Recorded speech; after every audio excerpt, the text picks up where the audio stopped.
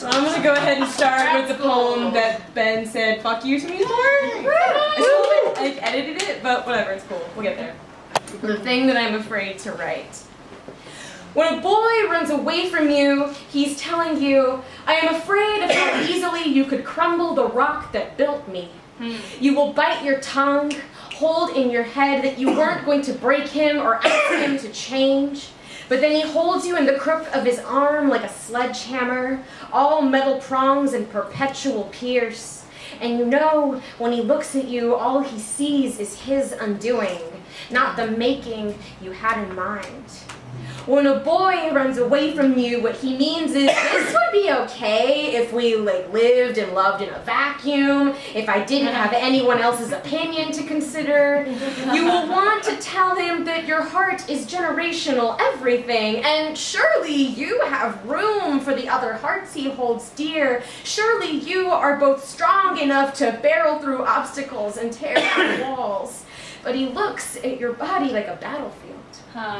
All scars and smoke and graves filled with everything that keeps him safe. What battle can you win when you are the war he fears? When a boy runs away from you, this is the heart of the matter. I cannot imagine a wife who wouldn't want to pray with me, a woman who does not know God. It does not matter that you hold his God and the gods of your mother in the same place in your body, that their names are holy and safe and beloved on your tongue. You are back in Eden, begging Adam to love you. You catch in his teeth, unravel in his mouth, and you know you will never be eaten. He runs from you because you are the fruit that God forbade, the apple that breaks ties between the sky and man. He has taken his fill, condemned you to sin. You get no say in this. You have no voice at all, just flesh and a core of seeds and a bite in your skin. A reminder of the boy who drank you until he was full, spat you into the dirt, named you sin, so not even God could lift you up. So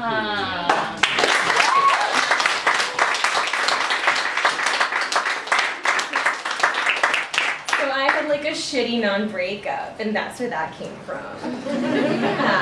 And normally I don't do love poems, but I started with this piece because this kind of not romance brought me back, brought back into sharp focus for me this idea that I've been thinking about for the last several years, which is that there are certain bodies that are ordained and are worthy of love, apparently, and others that aren't.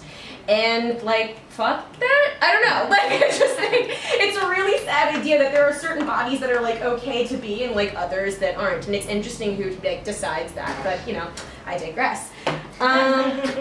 So going into that, I have another poem about my, God problem. Sorry, Mom. She tried so hard with the Catholicism thing. It's a mess. But I'm working on it. I promise. I'm trying to work on it. The nightmare begins when I hand the priest a gun and I beg, do it. Put the barrel of the gun in my mouth. Send my body back to God in pieces, in shards of porcelain, broken prayers and stolen languages. Magic my throat into a chalice for something cold, metal, unholy. Send it. Are you listening? Send it all back. Surely he will know what to do with this faulty thing he made, rotting rib, vessel of hate. Cock the safety down the back, ignore the tears searing your eyes. Father, why does your hand hesitate? A shot before the altar will surely rally the Holy Spirit to your side, so let it come, Father. Let it wash the filth from my specter. Let it float my body in a river down and down and down. And to whatever is left behind, find the softness of a new shoreline.